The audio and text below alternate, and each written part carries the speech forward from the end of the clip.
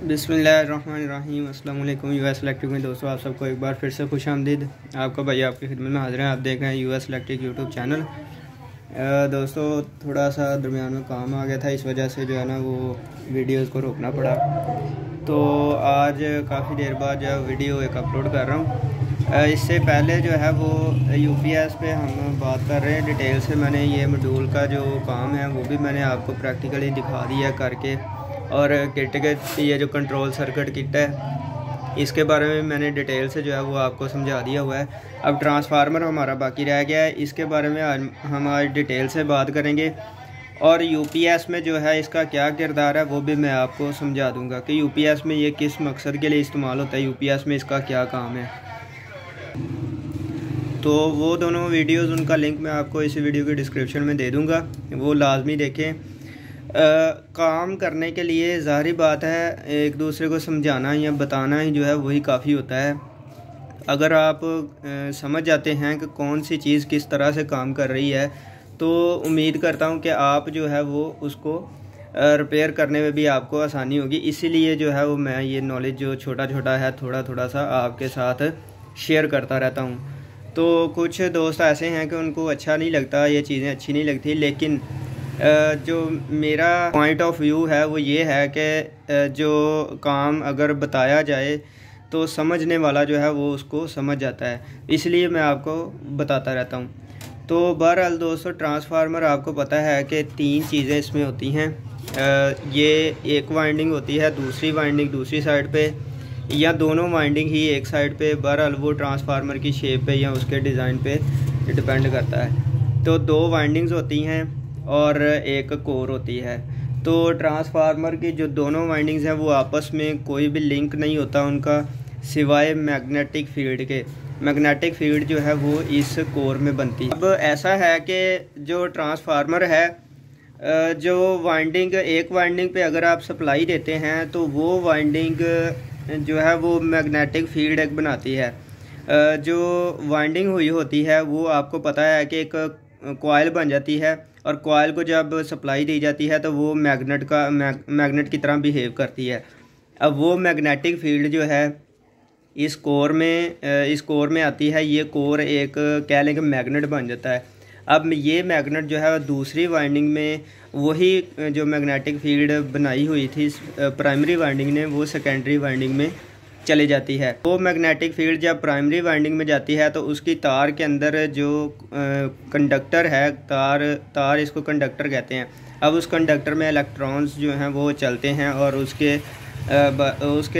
वजह से इसका जो इसमें जो करंट है वो चलता है। अब ये तो सारा इसका वर्किंग प्रोसेस हो गया। अब आप लोग एक बात हमेशा याद रखिएगा, जो ट्रांसफार्मर है वो डीसी सप्लाई पे काम बिल्कुल नहीं करता। अगर आप उसको डीसी सप्लाई देंगे भी तो एक झटके के लिए, एक लम्हे के लिए वो सप्लाई वापस जो है वो देगा। अब अगर आप इसको एसी सप्लाई देंगे तो ये मुसलसल जो है वो सप्लाई आगे देता रहेगा सेकेंडरी पे। तो अब इसमें ऐसा क्या है, हालांकि डीसी सप्लाई जो है उसका जो फ्लक्स है वो बहुत ही स्ट्रॉन्ग बनता है, उसका जो मैग्नेटिक फील्ड है बहुत ही स्ट्रॉन्ग बनती है एसी सप्लाई के मुकाबले में। लेकिन हमेशा याद रखिएगा, आपको पता होगा कि डीसी सप्लाई की कोई फ्रीक्वेंसी नहीं होती, एसी सप्लाई की फ्रीक्वेंसी होती है। यानी कि एसी सप्लाई जो है वो कम ज़्यादा अप डाउन होती रहती है। एक सेकंड में, अब एक सेकंड में 50 बार हो, 60 बार हो, 100 बार हो, 400 बार हो, लेकिन उसकी फ्रीक्वेंसी होती है जिसकी वजह से ये जो इसमें मैग्नेटिक फील्ड है वो कम ज़्यादा होती रहती है। अगर कम ज़्यादा होती रहेगी तो ही सेकेंडरी पे आपको सप्लाई मिलेगी। तो डीसी सप्लाई में ऐसा कोई भी फार्मूला नहीं है, ऐसा कोई भी कारनामा नहीं है कि वो जो है वो सप्लाई वो कांस्टेंट उसको मिलती रहती है लेकिन उस पर जो है वो काम नहीं करता। मैग्नेटिक फील्ड बनती तो है लेकिन वो कम ज़्यादा नहीं होती।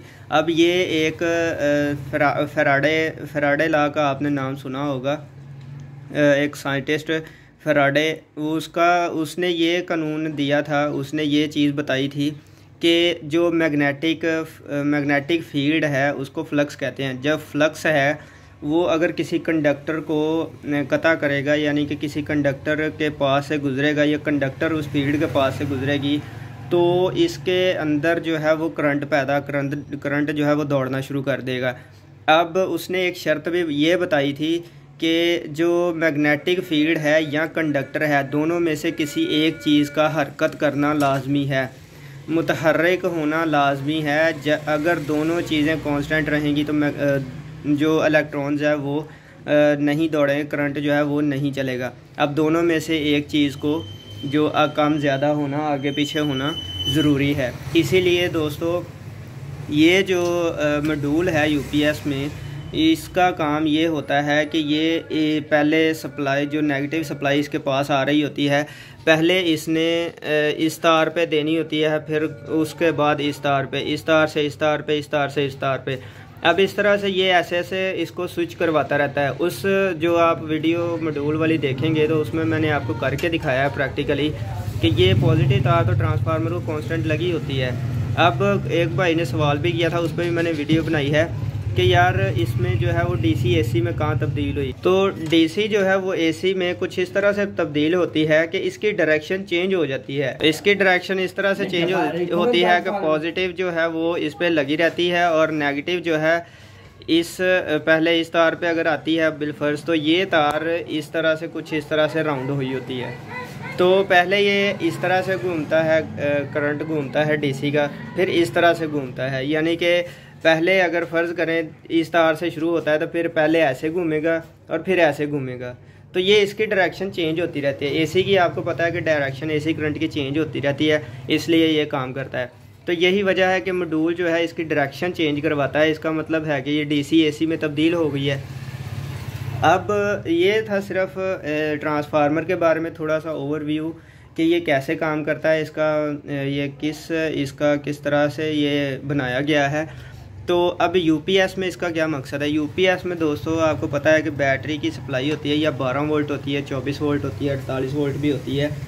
तो उसको हमने 220 वोल्ट करना होता है। अब ट्रांसफार्मर इसके मॉड्यूल के ज़रिए हमने उसकी डायरेक्शन तो चेंज कर दी है, एसी तो उसको बना लिया है, लेकिन उसको 220 वोल्ट या 260 वोल्ट, 300 वोल्ट यानी कि वोल्टेज को हाई करने के लिए यूज़ होता है।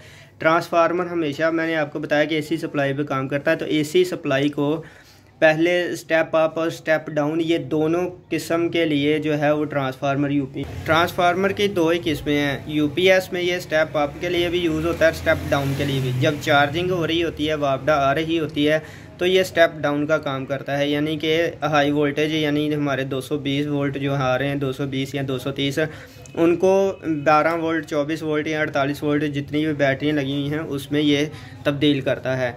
अब जब लाइट बंद हो जाती है तो ये उन्हीं 12 वोल्ट 24 वोल्ट को जो है वो आगे स्टेप अप करता है, यानी कि लो वोल्टेज से हाई वोल्टेज में तब्दील कर देता है। ये यूपीएस में ट्रांसफार्मर का काम है। तो उम्मीद है कि वीडियो आपको अच्छी लगी होगी। अगर वीडियो अच्छी लगी है तो इसको लाइक कर दें और चैनल को लाजमी सब्सक्राइब कर लें, ताकि इस तरह का मज़ीद नॉलेज जो है वो आपको दिया जा सके और आप उससे ज़्यादा से ज़्यादा फ़ायदा हासिल कर सकें और आप रिपेयरिंग का मुकम्मल काम जो है वो सीख सकें।